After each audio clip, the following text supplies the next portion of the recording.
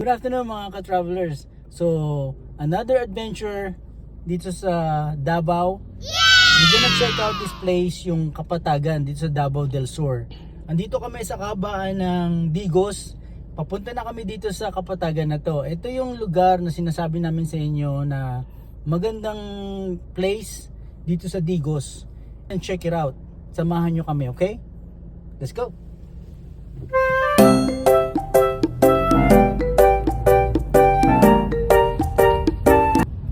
Less than 30 minutes away na lang tayo dun sa Kapatagan. Yes! Medyo umaaraw siya ngayon, yung weather.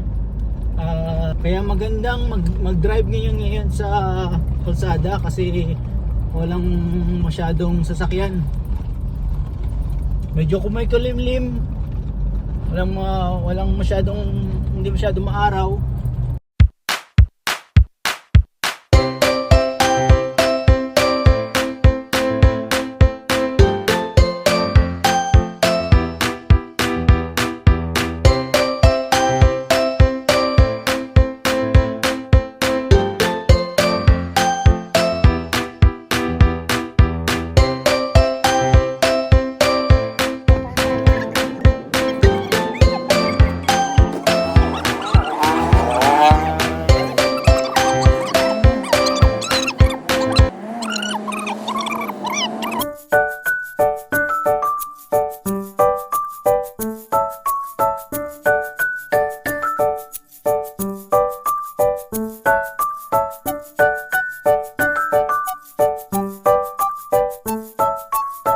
Well, nandito na kami.